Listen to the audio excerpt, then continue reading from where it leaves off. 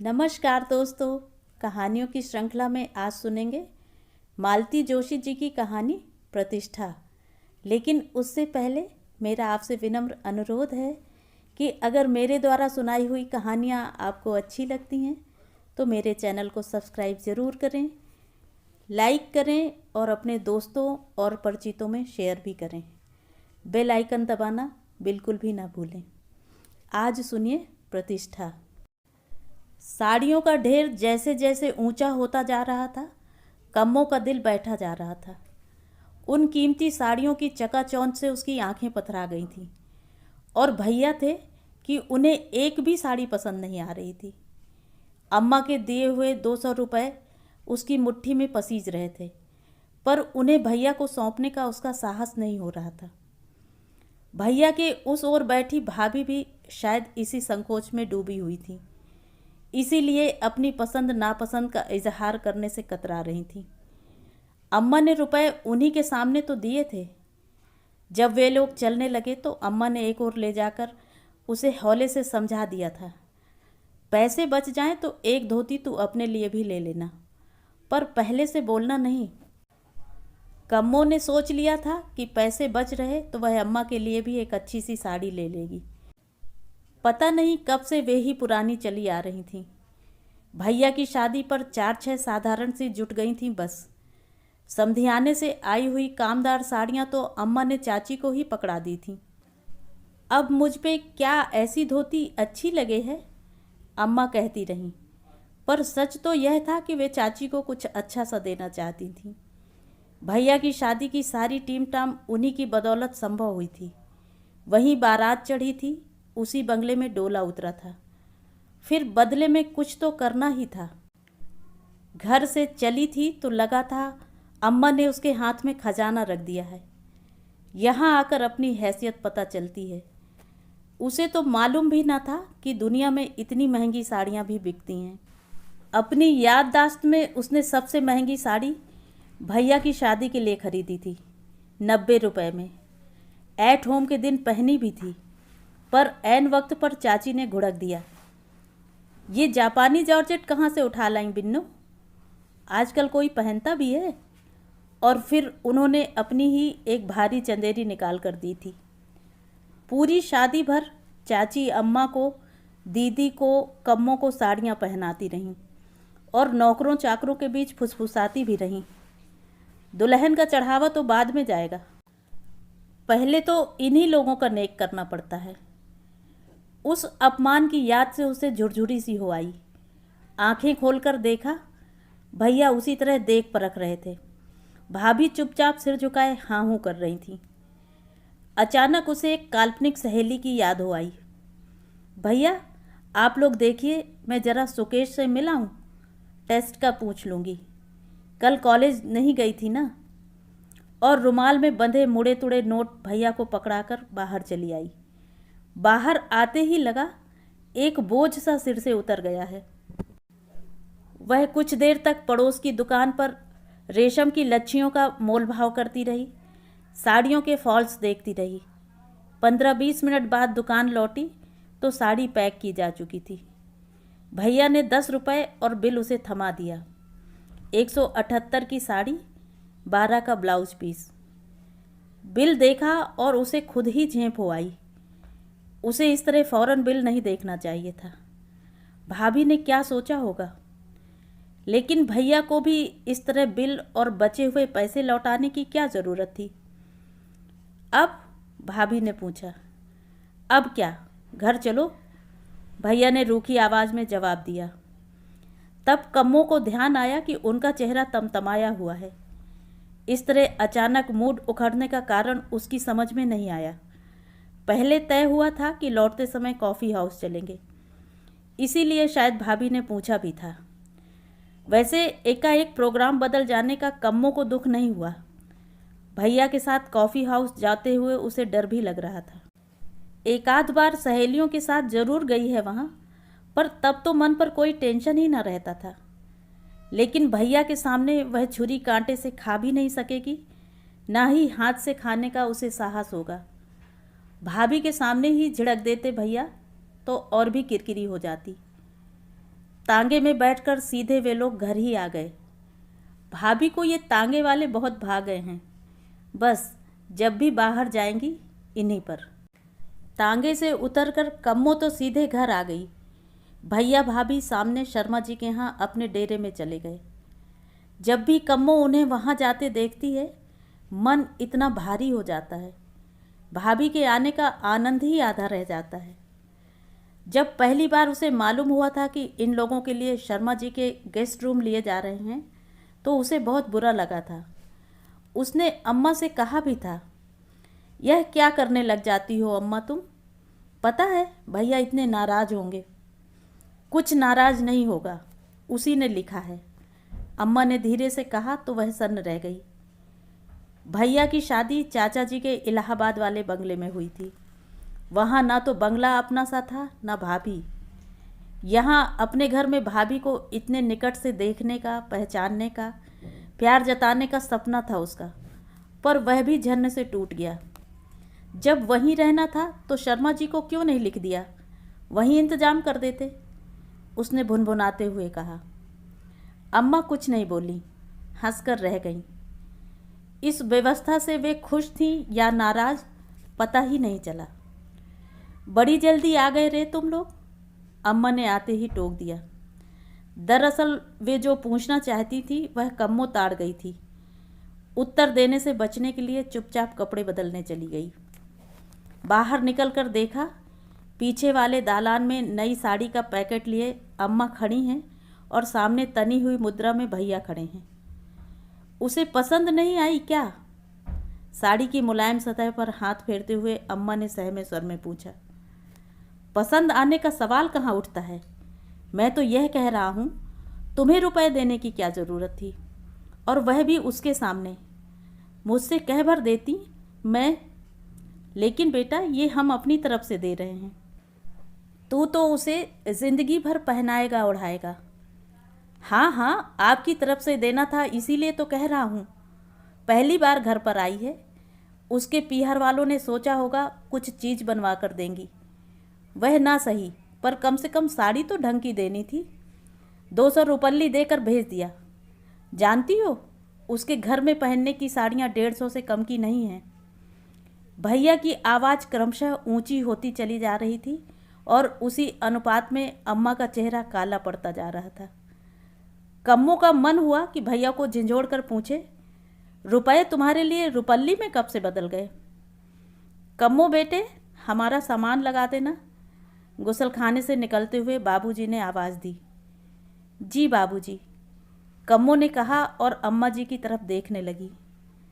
सोमवार है ना आज, अम्मा ने अस्फुट स्वर में कहा तो वह समझ गई।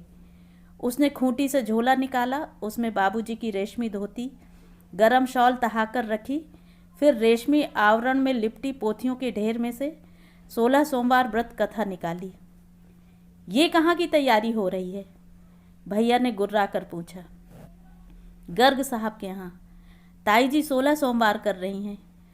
अम्मा आज तो उद्यापन होगा ना? हाँ, अम्मा ने संक्षिप्त सा उत्तर दिया। दोनों हाथों में सिर थाम लिया भैया ने। आप लोगों ने क्या मेरी बेइज्जती करने की ही ठान ली है? वे बिलख कर बोले। क्यों, अब क्या हो गया? अम्मा ने घबरा कर पूछा। क्या आज वहाँ जाना इतना ज़रूरी है? ज़रूरी तो है ही बेटा, 16 सोमवार ये ही जाते रहे हैं, उद्यापन तो इन्हें ही करवाना होगा। सो तो करवाना ही होगा, नहीं तो मेरी नाक कैसे कटेगी? भैया ने तिक्त स्वर में कहा। अम्मा को भी तैश आ गया। इसमें नाक कटने की कौन सी बात है? पूजा ही तो करवा रहे हैं, कोई चोरी चकारी तो नहीं कर रहे। नहीं नहीं, बहुत अच्छा काम कर रहे हैं। दिन भर तंबाकू मसलते हुए खुले बदन बैठे रहते हैं, सो भी बहुत अच्छा करते हैं। आप धुआंती रसोई में सबको कांसे की थालियों में खाना खिलाती रही हैं, वो भी बड़ी अच्छी बात है। 15 दिन पहले से पत्र लिख दिया था, पर घर में ढंग की 4 कप प्लेट भी न ला सके आप लोग। फिर बार बार बहू को यहाँ बुलाने की क्या ज़रूरत थी? गलती हो गई बेटा। बाबूजी संध्या वंदन करके दालान में आ गए थे। बहुत बड़ी गलती हो गई बेटा, जो तुम्हें हमने निमंत्रण दिया। दरअसल हमें याद ही नहीं रहता कि तुम अब सिविल सर्जन के दामाद हो। हम तुम्हें अभी अपना मुन्ना ही समझते चले आए हैं, जो इसी टूटे फूटे घर में बड़ा हुआ है, इसी जजमानी के बल पर ही जिसे मैंने।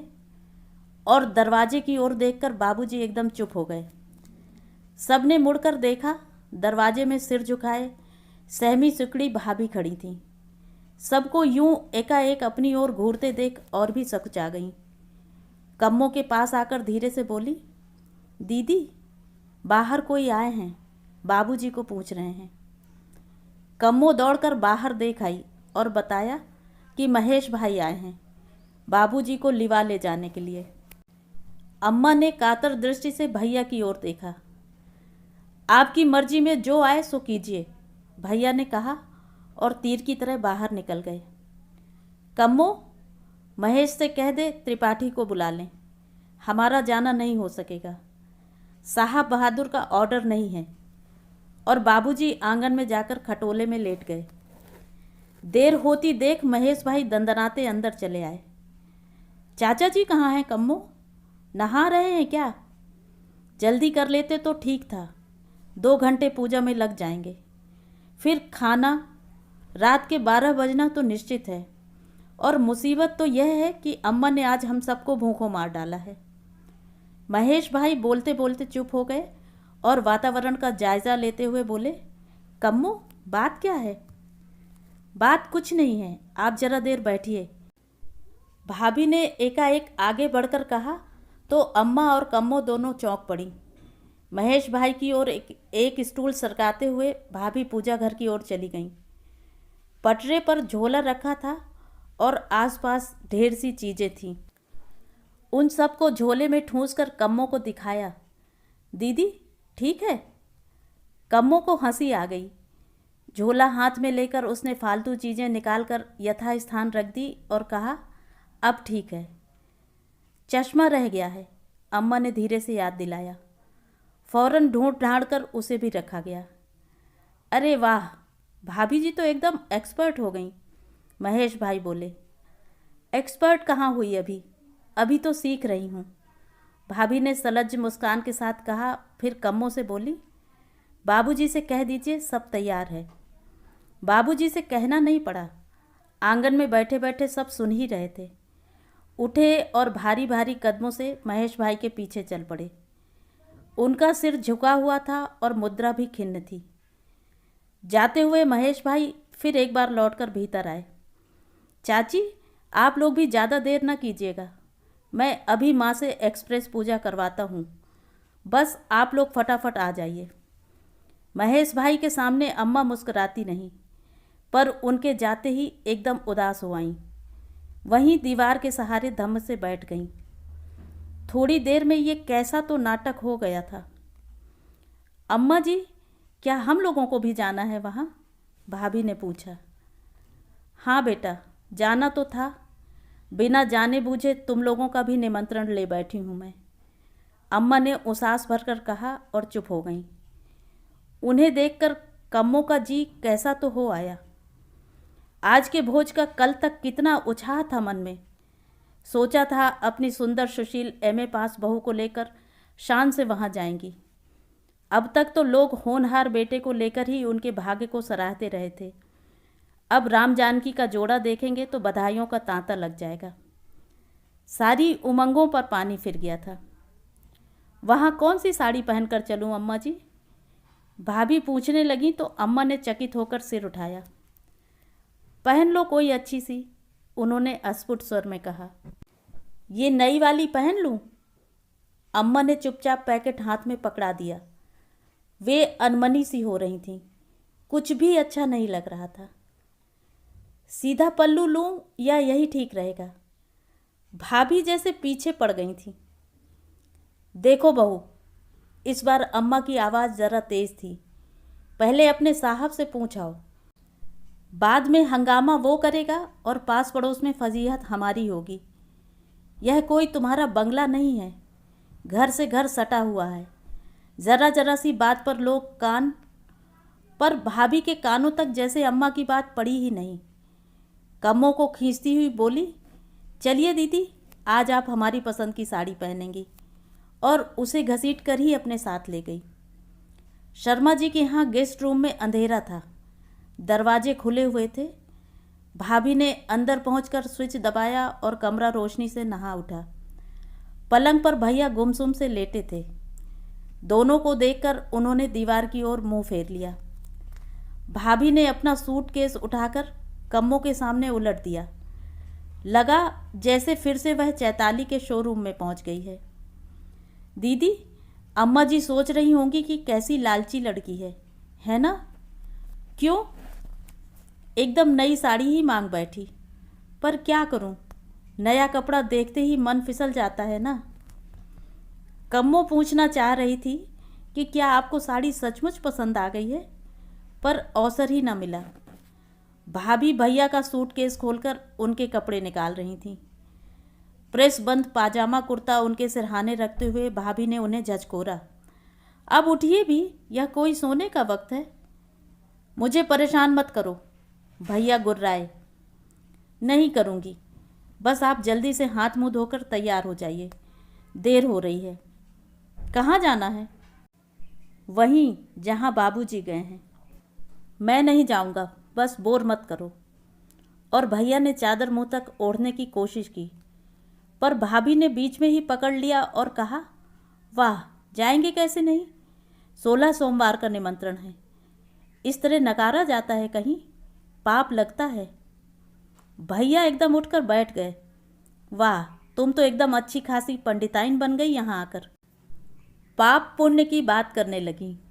उनके स्वर में व्यंग था। तो पंडिताइन नहीं हूँ क्या? मैं कोई अंग्रेज हूँ? पंडित के घर पैदा हुई, पंडित के घर ब्याही गई, और क्या कहोगे मुझे?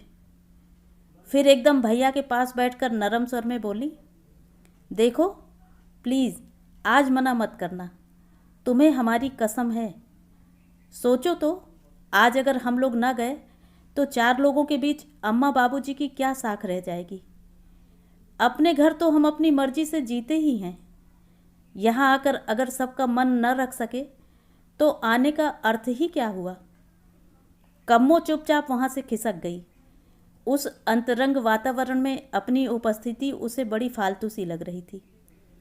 और फिर घर पर अम्मा भी थीं, अकेली, उदास। वे क्या यूं ही उदास रहेंगी? खुशी के ये थोड़े से क्षण उनके साथ भी तो बांटने होंगे। तो ये थी कहानी। कहानी आपको कैसी लगी? कमेंट करके ज़रूर बताएं।